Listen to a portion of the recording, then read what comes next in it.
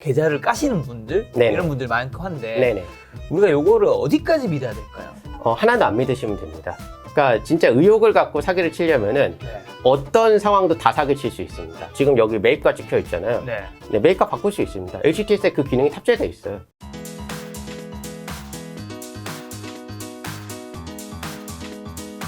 자, 근데 교수님이 좀 일반 개인 투자 좀 다른 거는 그 가치 투자 연구소 그 카페에 매월 포트폴리오 공개한다면서요? 네네. 왜 좀 번거로울 텐데.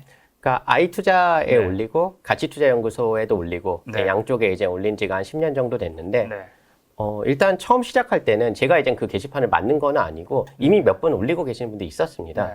그래서 이제 저도 소통을 좀 하고 싶고 사실 가치투자자들이 이제 소통하기가 쉽지가 않으니까 거기에다가 올렸는데 어느 시점쯤 되니까 이제 매월 찾아주시는 분들이 계시더라고요. 네. 그러니까 안 올리면 궁금해하시고 네. 그래서 이제는 그냥 관성적으로 네. 계속 올리고 있는 것 같습니다. 아마 앞으로도 계속 올리지 않을까. 특별한 이유가 없으면은.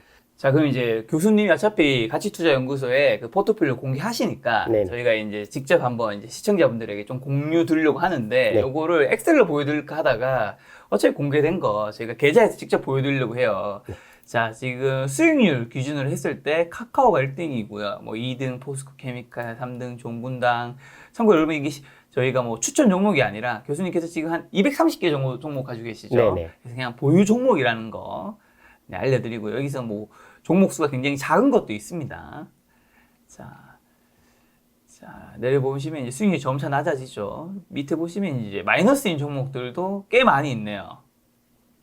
네, 이제 파란 종목들이. 네, 제일 마지막은 이제 롯데쇼핑 네. 마이너스 62%, 제일 상단이 카카오 네. 이제 3,400%인 건데 네. 자 우선 카카오 매입가가 좀 이상해요. 4,454원. 네. 매입가가 이럴 때가 있었나요? 요게 가끔씩 물어보시는 분들이 있더라고요. 제가 포트폴리오 공개를 하니까 네. 카카오가 도대체 언제 4,400원이었냐. 네. 이렇게 물어보시는 분들이 있는데 요게 사연이 있는 게 처음에 제가 산 거는 로엔이라고 네. 그 멜론 스트리밍 요거 하는 회사였습니다. 네. 그 회사를 이제 사가지고 주가가 많이 올라가지고 한 6배, 5배 이렇게 됐는데 네. 그 기업이 카카오에 인수가 돼서 사명을 바꿔서 카카오 M이라는 회사가 되고 그 다음에 이제 카카오에 합병이 되면서 네. 카카오 M 주주들한테 카카오 주식을 준 거죠. 네. 그럼 그때 이제 HTS가 알아서 바꿔줍니다. 그때 로엔 그 처음 매입가를 얹어가지고 계산을 해주는 거죠. 그래서 이제 6배 정도 오른 상태에서 6배가 더 올랐으니까 네. 그럼 6 곱하기 6이면 36 아닙니까? 네, 그렇게 올라가게 된 겁니다. 아니 근데 궁금한 거는 카카오 수익률이 지금 3,500%잖아요. 네네. 왜 안 파셨어요? 저는 그 가장 팔려고 하는 이유가 뭐 여러 가지가 있지만 네. 터무니없이 비싸면 팝니다. 3,500%면 터무니없이 많이 오른 것 같은데. 그러니까 이게 터무니없이 많이 올랐다라고는 할 수 있을 것 같은데 네. 그건 사실 저는 관심 없거든요. 네. 그러니까 요 뒤에서 얘기가 나올지 모르겠지만 네. 제가 제일 이해가 안 가는 게 경제 TV 같은 데 보면은 주로 이제 종목 상담 같은 거 많이 하시잖아요. 네네네. 그때 이제 항상 물어보시는 게 네. 언제 사셨어요? 먼저 물어보시고 그렇죠, 그렇죠. 얼마에 사셨어요? 물어보시고 그쵸. 아니면 뭐 수익률 얼마예요? 이런 거 물어보시고 그쵸. 그리고 보유 비중 얼마냐? 맞아요. 네, 이런 거 물어보시는데 네. 다 필요 없습니다. 보유 비중은 약간은 영향이 있을 수도 있는데 도대체 저는 왜 그 매입가를 물어보고 왜 보유 기간을 물어보는지 전혀 이해가 가지가 않는 거죠. 그러니까 이게 아무 의미가 없습니다. 투자 의사 결정에 있어서. 네. 결국 가치 투자까지 안 들어가더라도 주식을 사고 보유하는 이유는 오를 것 같으면 보유해야 되고 떨어질 것 같으면 팔아야 되잖아요. 그렇죠. 내가 얼마에 샀든 간에. 그러니까 이 매입가를 물어보는 행위 자체가 전혀 의미가 없는 거죠. 그럼 뭘 물어봐야죠? 다 물어볼 필요 없죠. 그냥 종목명만 들으면 되죠. 종명명. 네, 삼성전자 더 갖고 있을까요? 팔까요? 네. 요것만 물어보면 됩니다, 사실은. 근데 이제 굉장히 많은 경제 TV에서 이런 걸 물어보는 게 너무 자연스럽고 그걸 정보 상담을 의뢰하시는 분들도 그걸 너무 자연스럽게 생각을 해요. 네. 근데 저는 이게 굉장히 큰 주식시장의 오해라고 생각을 합니다. 그러니까 매입가에 대해서 나만 관심 있지 금융시장에서는 아무도 관심 없어요. 그러니까 예를 들어서 제가 오늘 카카오를 다 팔고서 다시 사요. 네. 그러면은 저수익률이 영원히 지킬 거 아니에요. 그렇죠. 그때 할 의사결정하고 지금 할 의사결정은 완벽하게 똑같아야 되는 거죠. 한마디로 내가 지금 네. 계좌에 그 카카오라는 종목이 뭐 마이너스 30%이냐, 플러스 네네. 30%이냐, 아니면 0%이냐. 네. 이건 중요하지 않다. 전혀 중요하지 않은 거죠. 수익률을 하고 매입가는 나한테만 의미가 있어 의미 보이는 거지. 시장에서는 의미 없죠. 네, 시장에서는 전혀 의미가 없습니다. 그러니까 종목 상담할 때 저는 가끔 그런 생각을 하는 게 네. 이렇게 주로 말씀들 많이 하시잖아요. 네. 얼마에 사셨어요? 그럼 뭐 5만 원에 샀습니다. 네. 뭐 삼성전자라고 치면은. 네. 그리고 지금 뭐 보유기간 얼마 됩니까? 뭐 6개월 됩니다. 네. 그럼 이 얘기 듣고서 이제 상담을 이렇게 해주시는데 예를 들어서 제가 한번 질문 살짝 바꿔볼게요. 네. 삼성전자 얼마에 사셨어요? 했는데 500원에 샀다 그래요. 네. 그리고 보유기가 얼마나 돼요? 하면 20년에 보유했다고 합니다. 네. 이분한테 해줄 상담 내용하고 방금 전에 말씀드렸던 상담 내용하고 달라야 될까요? 같아야 될까요? 같아야죠. 네, 같아야 되는데 굉장히 많은 분들이 이걸 같지 않게 생각을 한다는 거죠.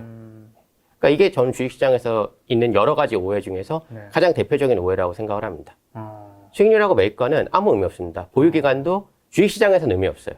부동산 시장에서는 의미가 있을 수 있습니다. 네. 왜냐하면 장기보유 특별공제 같은 것도 있을 수 있고 그리고 그렇죠, 양도세 그렇죠. 문제도 있으니까 네. 매입가나 보유기간이 의미가 있을 수가 있는데 네.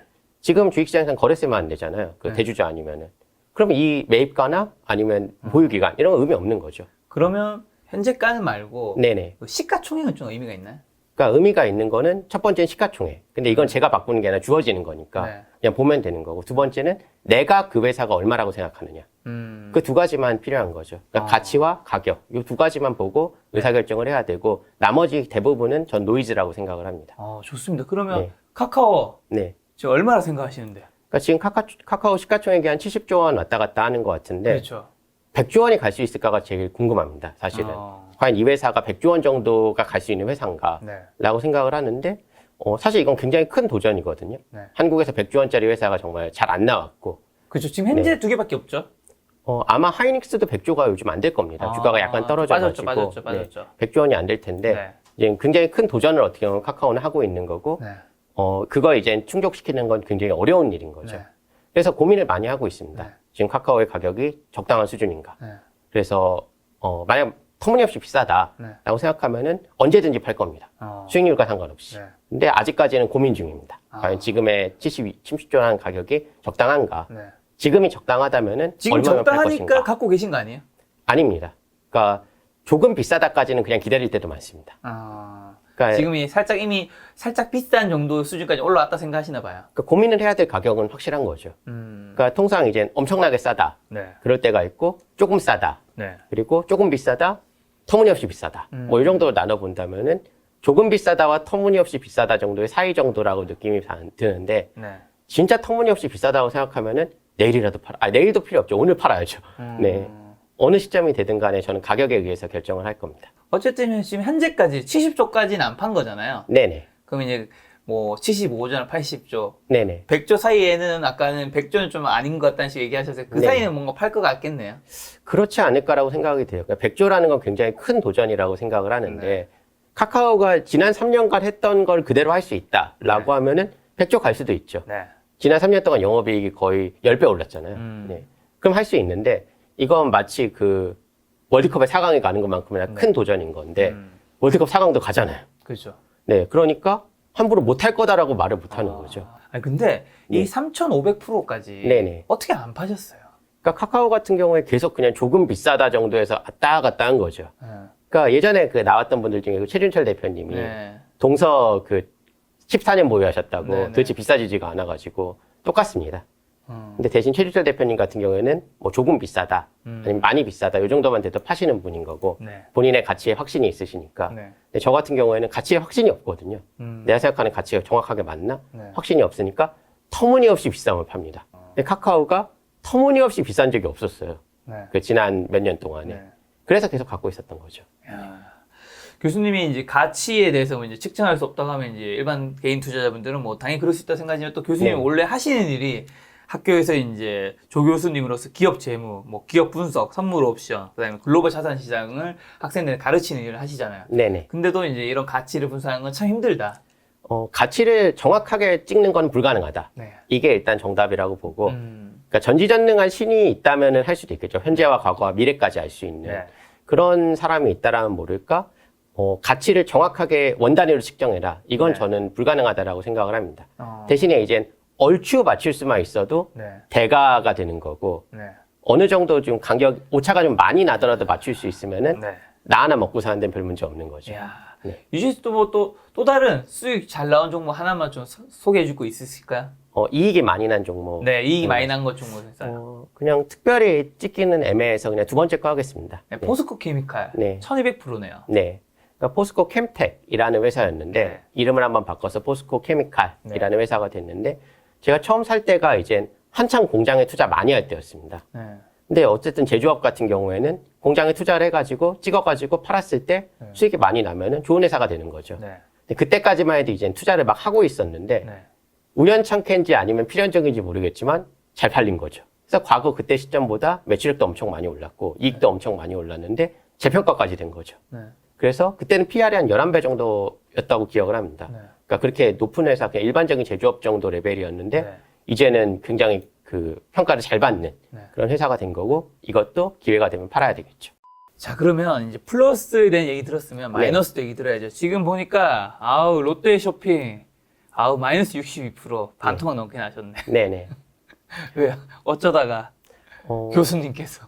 그러니까 일단 그 네. 반토막이라는 이유를 먼저 생각을 해보면 저희가 뭐 가장 큰 이유는 쿠땡 같은 네. 회사들이 이제 워낙 잘 나가니까 네네. 그렇게 된 거라고 생각을 하는데 네. 그러니까 이때 얻은 교훈이 그 오프라인 쇼핑에도 투자를 되게 많이 했었고 홈쇼핑에도 많이 투자했었고 네. 그리고 케이블 TV 이런 쪽에 투자를 많이 했었는데 네. 다 결과가 안 좋았습니다. 근데 왜 그런가 이게 생각을 해보니까 이제 고민해봤죠. 손실이 났으니까 고민해봤는데 확실한 대체제가 상위 호환의 대체제가 생기면은 네. 그 산업은 평가받기가 진짜 어렵더라고요. 네. 그러니까 예를 들어서 이 경우에는 뭐 모바일 쇼핑, 네. 그러니까 온라인 쇼핑 이게 워낙 편하니까 네. 오프라인 쇼핑은 결국 재평가를 받기가 굉장히 어려운 그런 상황이 되는 거고 케이블 방송 같은 경우에는 넷플릭스가 있으니까. 그래서 이때 느낀 게 그 확실한 조금 허점이 좀 있더라도 네. 확실한 상위호환인 산업이 생겨버린 업종에는 네. 2번 고민하고 투자해야 되겠다. 그러니까 싸 보인다고 하더라도 그 생각을 했습니다. 그래서 예를 들자면은 네. 뭐 넷플릭스 같은 것도 하나 될 수 있고 그리고 이제 약간 지나간 얘기지만 네. 지도 업체에 투자하시겠습니까? 지도 책 만드는 업체? 아니요. 왜 투자하면 안 되는 거죠? 시대에 좀 뒤떨어지는 것 네, 같은데. 내비게이션이라는 게 확실히 상용화이고 네. 그리고 모바일 지도가 워낙 잘 돼 있고 구글 맵스 같은 네. 게. 근데 그때까지만 해도 지도책 업체들이 지금 장사가 됐었거든요. 네. 한 20년 전, 30년 전까지만 해도. 근데 이런 상용화이 명확한 업체에 대해서는 네. 웬만하면 투자하지 말아야겠다. 아. 라고 생각이 좀 많이 바뀌었습니다. 그러니까 롯데쇼핑 왜 들고 있냐? 네. 이게 이제 간단한 이유인데 지금 가격이 있잖아요. 현재가. 그리고 제가 생각하는 그 회사의 가치가 있잖아요. 네. 두 개하고 비교했을 때 지금 가치가 지금 가격보다는 더 비싼 거죠.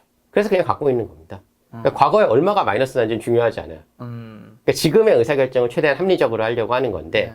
이 의사결정에 있어서 지금 이 가격 내가 생각에 마음에 안 든다. 네. 그래서 갖고 있는 거죠. 그렇게 하다가 지금 마이너스 62% 나신 거 아니에요? 네. 그건 과거에 잘못된 결정인 거고 네네. 그거에 대해서는 관심 없습니다. 네. 되돌릴 수 있는 결정도 아니잖아요. 네. 네. 어쨌든 지금은 이거보다 높게 생각하시니까 가지고 있는 거다. 네, 항상 똑같습니다. 수익률이 얼마가 됐든 간에 내가 생각하는 가치보다 이게 싸다. 그럼 계속 갖고 있는 거죠. 근데 이게 내가 생각하기에 너무 비싸다라고 하면은 네. 팔아야 되는 거죠. 마이너스 62%라도 지금 가치보다 비싸다라고 하면 지금 당장이라도 팔 겁니다. 교수님 지금까지 이제 투자한 기간이 한 15년 정도 된다고 하셨잖아요. 네네. 아까 연간 수익률 치면 얼마 정도로 하셨죠? 대충 한 10에서 20% 사이 정도 되는 것 같아요. 기하 평균을 봤을 때. 네. 네. 근데 정확하게 이게 측정이 좀 어려운 게 저도 한번 측정을 해봤거든요. 네. 5년 수익률 찍어보고, 뭐 7년 수익률 찍어보고, 10년 수익률 찍어보고, 네. 다양하게 찍어봤는데 그때그때 너무 달라요. 근데 어떤 식으로 측정을 해도 20은 죽어도 못 넘고 네. 10은 확실히 넘더라고요. 네. 그래서 그 사이 정도라고 생각을 합니다. 어쨌든 연간에 뭐 10% 이상 나오시고 네네. 또 직업 자체가 또 주식과 또 관련 있는 직업이잖아요. 그렇죠. 근데 슈퍼개미가 되실 수 없다고 생각한다면서요? 네, 이번에 주가 많이 오르면서 확실히 깨달았습니다. 난 슈퍼게임가 될 수 없다. 왜요? 그동안 슈퍼게임이 굉장히 많이 인터뷰하신 것 같은데. 그렇죠, 맞아요. 예. 근데 그 슈퍼게임 분들 중에서 소형주 투자, 레버리지 투자, 네. 그러니까 신용미수 포함해서 레버리지 투자, 집중 투자 세 가지 다 안 걸리시는 분 있었나요? 다 걸리죠. 네. 다 걸리거나 아니면 적어도 2개 정도는 걸리죠. 그렇죠. 적어도 네. 2개는 걸리죠. 그러니까 이게 뭐가 문제냐면은 통상 이제 많은 분들이 수익률은 네. 운하고 실력이라고 생각을 하세요. 네. 그러니까 운과 실력의 이제 결합이다라고 네. 생각을 하는데 정확하게 얘기하면 운과 실력과 위험 수준입니다. 그러니까 방금 말씀이 세 가지는 무조건 위험을 올리는 방법이에요. 네. 얼마나 올라가는지의 차이가 있을 뿐이지. 근데 위험을 올리지 않은 상태에서 주식시장에서 낼 수 있는 수익률은 굉장히 제한된다는 말이죠. 그렇죠. 순수하게 실력만으로 끌어올릴 수 있는 수준은 제 생각에는 정말 전국에서 가장 탁월하다고 해도 뭐 30에서 50. 네. 요 정도가 한계라고 생각을 합니다. 그럼 나머지는 다 이 위험을 어느 정도 질 수밖에 없는 거죠. 위험의 크기는 다 다른데 네. 이것도 또 문제가 슈퍼게임의 분들이 이제 위험을 졌다라고 제가 이제 주장을 하잖아요. 네. 근데 그 본인들이 어느 정도의 위험을 졌는지 사후적으로 본인조차도 확인할 수 없습니다. 얼마나 위험을 줬는지 어떻게 알아요? 그분들이. 그러니까 그분들의 계좌 내용을 다 열어놓고 백날 분석을 해도 그분들이 얼마나 위험을 줬는지는 확인할 수가 없어요. 왜냐면 미실현 위험도 위험이거든요. 그러니까 예를 들자면은 지금 두 분이 있는데 A와 B가 있다고 치고 네. A라는 분은 63빌딩에서 네. 외벽 청소를 합니다. 창문. 그리고 한 분은 바닥 청소를 해요. 네. 두 분 중에 어느 쪽이 시급이 더 높아야 될까요? 외벽 청소하는 분이 시급이 높아야 되는 거죠. 근데 사고가 항상 나나요? 안 나죠. 가끔 나죠. 그럼에도 불구하고 이분이 시급을 더 많이 받아야 되는 이유는 뭐죠? 위험하니까. 네. 네. 거기에 대한 보상을 받은 겁니다. 네. 그 슈퍼게이밍 분들은. 네. 근데 저는 위험을 못 지겠다는 거죠. 그러니까 새가슴인 거죠. 흔히 얘기하는. 어떻게 보면 또 그 위험을 지닌 수많은 사람 중에서 네네. 일부가 슈퍼개미가 된 거고 그렇죠. 대다수는 네. 다른 곳으로 갔다. 뭐 이런 의미도 좀 포함된 거겠죠? 그러니까 대다수일지 잘 모르겠어요. 거기에 대해서 함부로 확신할 수 없는데 어쨌든 간에 이 세 가지는 위험을 올리는 방법인 건 분명합니다. 네. 근데 그 정도의 위험을 내가 질 수 있는가에 대해서 물어본다면은 나는 할 수 없다라는 거를 최근에 주가가 많이 올라갈 때 깨달은 거죠. 슈퍼개미가 되기 위해서는 운과 실력과 위험. 위험. 네, 세 가지가 다 있어야 되는데 네. 나는 이 위험이라는 거에 대해서 네. 그만큼 질 수 있는 자신도 없고 역량도 안 된다라고 생각을 하고 있습니다. 자, 교수님이 지금 이제 김작가 TV에서 사실 이 계좌를 지금 보여주셨잖아요. 네네. 뭐 지금 현재 잔고랑 그 다음에 뭐 평가 금액 이런 건 제외했지만 네네. 뭐 매입가 그 다음에 뭐 수익률을 보여주셨는데 네네. 사실 이런 걸 보면 우리가 이제 좀 믿음 지수가 높아지잖아요. 네네네. 근데 유튜브에서도 계좌를 까시는 분들 네네. 이런 분들 많고 한데 네네. 우리가 요거를 어디까지 믿어야 될까요? 하나도 안 믿으시면 됩니다. 하나도 안 믿어야 돼요? 일단 첫 번째 문제가 네. 항상 사기꾼이 더 똑똑합니다. 그러니까 진짜 의욕을 갖고 사기를 치려면은 네. 어떤 상황도 다 사기 칠 수 있습니다. 어떤 거 있나요, 혹시? 뭐 예를 들어서 지금 여기 매입가 찍혀 있잖아요. 네. 네, 매입가 바꿀 수 있습니다. HTS에 그 기능이 탑재되어 있어요. 아, 진짜요? 네, 매입가를 바꾸는 기능이 탑재되어 있습니다. 아, 매입가는 우리가 생각했을 때는 내가 네. 샀는 뭐 5천에 샀고 8천에 샀고 하면 네네. 그 HTS가 자동으로 당신은 6,655원에 샀습니다. 라고 네네. 해주잖아요. 평균 단가를. 네네. 근데 그걸 수정할 수가 있어요? 네, 그러니까 자동으로 바꿔주는데 네. 그래도 바꿔야 되는 필요성이 있을 수도 있잖아요. 네. 그럴 때를 위해서 기능은 탑재해 놨습니다. 그러니까 나무의 기능이 탑재되어 있는지 모르겠는데 제가 썼던 다른 HTS 중에서 탑재되어 있는 HTS가 분명히 있었어요. 네. 그러면은 당연히 조작하기 되게 쉽죠. 기업 하나 사가지고 매입가 한 5원 만들어 놓으면 되는 거잖아요. 네, 5원에 샀는지는 뭐 그런 어설픈 사기꾼은 없겠지만 네. 네, 그렇게 하면 수익률 뭐 1000%, 2000% 나오죠, 충분히. 그런 걸로 그냥 가득 채울 수도 있는 거고. 네. 그러니까 사실 그 사기를 치는 방법은 너무 많습니다. 그래서 저는 그걸 좀 항상 강조를 드리는 게, 네. HTS를 보여준다라고 해서, 네. 그게 그 사람의 실력을 얘기하는 게 아닐 가능성도 되게 높고, 아까 전에 위험에 대한 말씀도 드렸잖아요. 그 슈퍼개미들 수익률을 비교하는 게 굉장히 의미가 적은 게, 그 사람이 얼마나 위험한 짓을 했을지 알 수가 없습니다, 저희가. 본인도 완벽하게 모르겠죠. 본인도 아예 알 수 없어요. 그러니까 조금은 그래도 조금은 알 알 수 수 있겠지만. 있는데, 완벽하게는 알 수가 없기 때문에, 그분이 어느 정도의 위험을 졌냐에 따라가지고, 네. 평가는 많이 달라질 수 있는 거죠. 자, 그러면 우리가 그거를 100% 믿을 수 있는 방법은 뭐 있을까요? 100%까지는 없습니다. 그러니까 100%까지는 없는데 네. 제가 생각할 수 있는 최선은 이제 그 슈퍼게이밍 분하고 같이 아무 증권사나 갑니다. 그 네. 사람이 아는데 말고. 네, 직원을 매수했을 수도 있으니까 아무 증권사나 가가지고 잔고증명을 떼가지고 네. 본인이 받아가지고 보는 거죠. 그 정도 수준까지 돼야지 이제 어느 정도 믿음이 네. 가는데 사실 그것도 사기를 칠 수 있어요. 예를 들어 사채 왕창 끌어다가 네. 잔고만 꽉 채워놓을 수도 있잖아요. 네. 그러니까 사실 완벽한 이제 그 해결책은 없는 완벽한 거죠. 점검은 불가능한 거네요. 네, 그러니까 항상 사기꾼이 더 똑똑합니다. 그래서 이제 완벽한 점검은 불가능하지만 네. 뭐 그래도 굳이 가장 가능성 있는 걸 꼽아본다라고 하면은 끌고서 아무 증권사나 가가지고 네. 그 아무 지점이나 랜덤으로 들어가서 네. 내가 잔고증명서를 직접 봐야죠. 중간에 바꿔치기 할 수도 있으니까. 그 정도 되면 그나마 좀 어느 정도 증빙이 되는 거죠. 어쨌든 뭔가 유튜브에서 계좌를 뭔가 공개하신 분이 있으면 네네. 우리가 그걸 가지고 100% 믿지 말고 그냥 최소한의 장치 정도로만 생각을 하자. 그 정도만 딱 생각하면 되겠네요. 네, 그냥 사실 저는 그냥 안 믿습니다. 네, 그러니까 믿을 이유가 사실 없잖아요. 그쵸. 네, 그러니까 안 믿는 거죠. 교수님이 이제 보여주신 것도 여러분이 믿으라가 아니라 그냥 네네. 이런 식으로 했다. 네네. 최소한은 이 정도만큼만 믿어라. 그 이상 절대 믿지 마라. 네, 사실 저는 보여달라고 해서 보여드리는 네네. 거예요. 네, 그러니까 뭐 믿어라도 사실 아닌 것 같고 그냥 저는 사실 믿지 않습니다. 네. 한 번도 믿어본 적이 없습니다. 알겠습니다. 네. 여러분들도 투자하실 때 혹시나 리딩방에서 그런 계좌를 공개하시면서 우리 수익률이 이만큼이니까 따라와! 라고 하면 제발 일단 의심부터 했으면 좋겠습니다.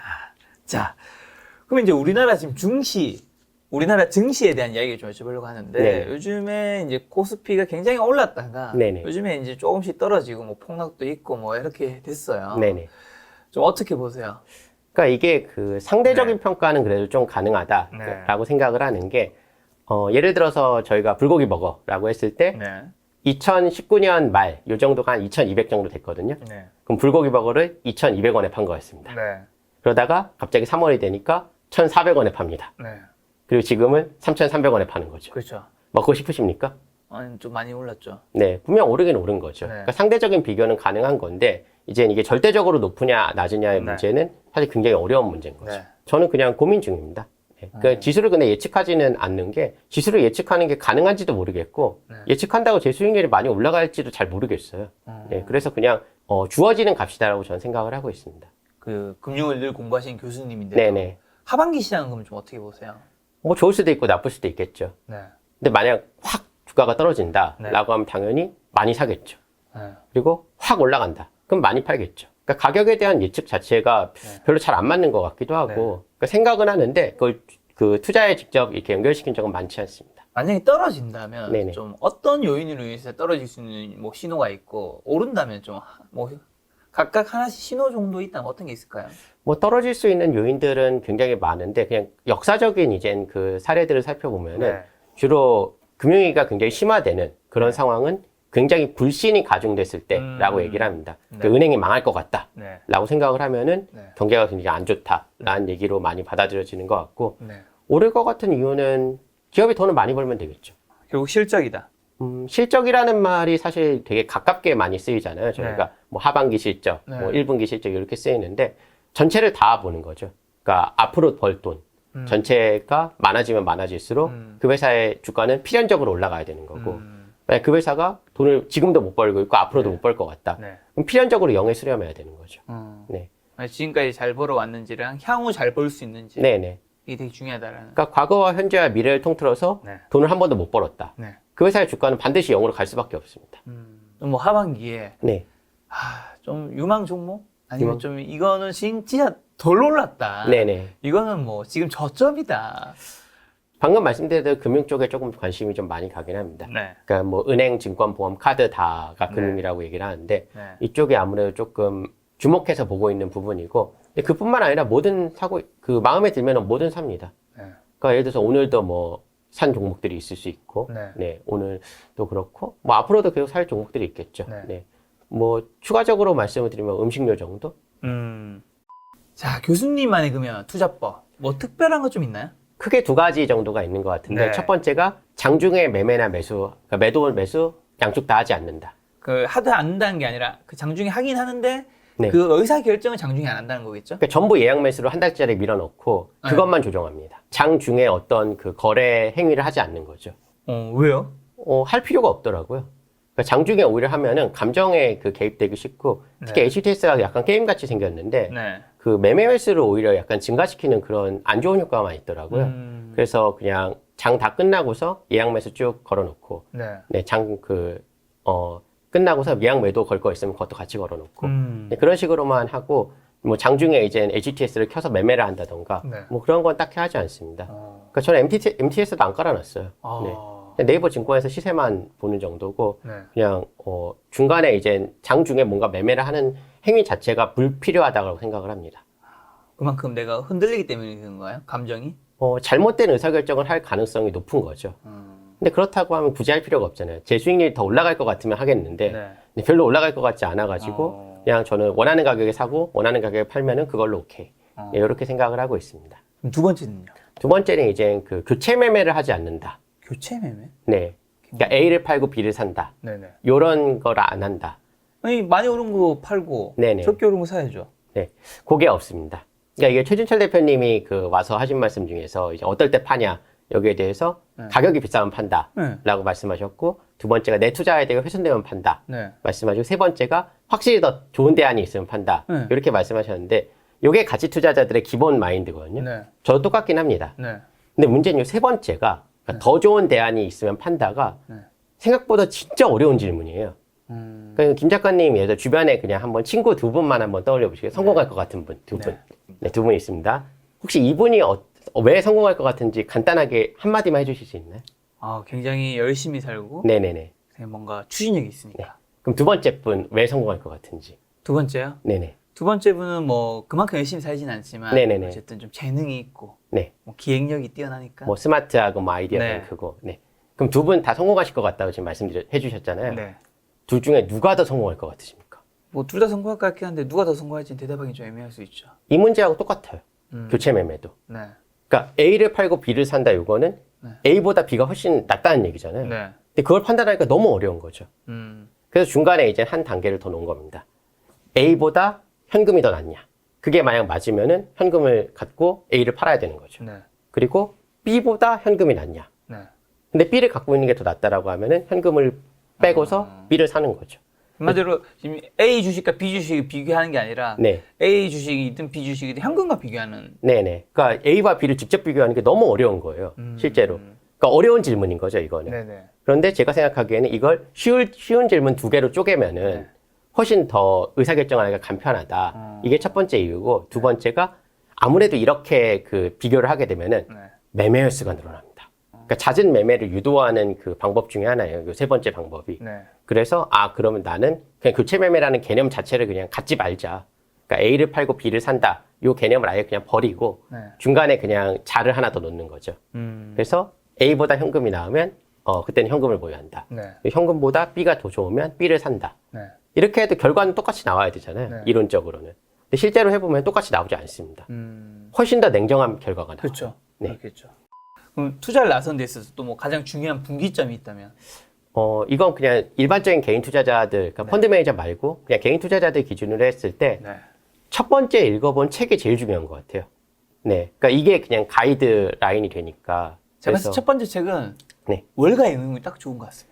월가 영웅 좋은데 이제 조금 두껍긴 하죠. 두껍죠. 근데 네네. 좀 쉬워요. 네네. 다른 책보다 오히려. 네네. 그러니까 저는 학생들한테는 그냥 만화로 보는 한국형 가치투자 전략 정도면 충분하다. 최윤철 대표님. 네. 그러니까 한국형 가치투자 전략도 어렵고 네. 만화로 보는 한국형 가치투자 전략 정도면 충분하지 않나. 최윤철 대표님 굉장히 좋아하시나 봐요. 네. 그러니까 가치 투자자로서 이렇게 길게 하시는 분들이 별로 없으시니까. 그리고 저도 한국형 가치 투자 전략을 입문을 했고. 네네네. 그래서 되게 좋게 직접 만난 적은 사실 없습니다. 그렇죠, 그렇죠. 네, 만나본 적은 없는데 아무래도 그쪽으로 이렇게 편향이 될 수밖에 없는데. 네.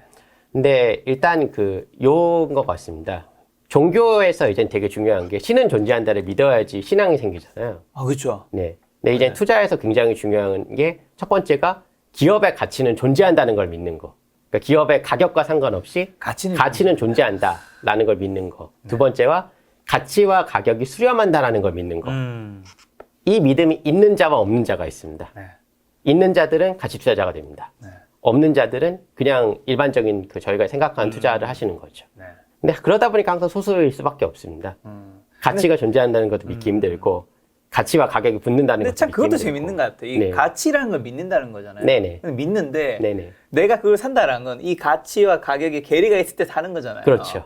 근데 내가 살 때는 네. 괴리가 있다고 생각하는데 네네. 나중에는 그게 같아질 거 생각하는 거잖아요. 네네. 그러니까 한때는 그 가치를 믿는 거고 한때는 네네. 어떻게 그러니까 가치가 한때는 틀린 거고 한때는 네. 맞는 거잖아요. 그러니까 두 개가 수렴한다는 걸 믿는 거죠. 그러니까 여기에 대해서도 굉장히 많은 중요한 오해 하나가 있는 게 네.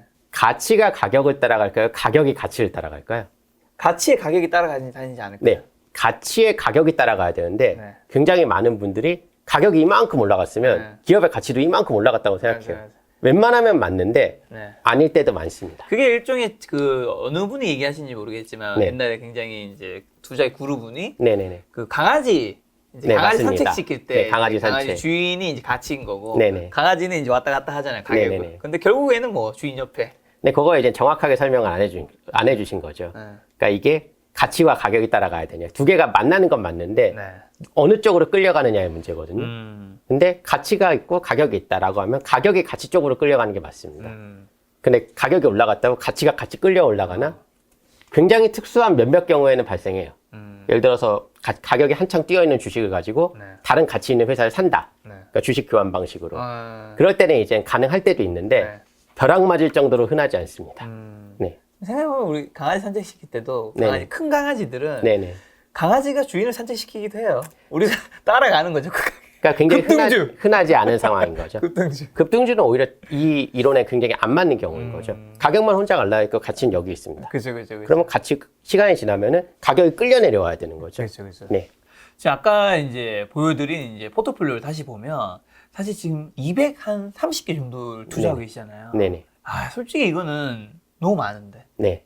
그러니까 이게 지금 그 평가 금액을 보고 계시니까 더 확실하게 보일 텐데 네. 제가 뒤에서 100개를 한번 더 해봤습니다. 100개? 네, 뒤에서 100개. 제일 작은 순서대로. 네네. 그랬더니 한 카카오 정도 되더라고요. 한 10%. 네. 그래서 대충 계산해보니까 한 위에서 한 10개 정도 더하면 30% 되고 네. 위에서 한 30개 정도 더하면 50% 정도 됩니다.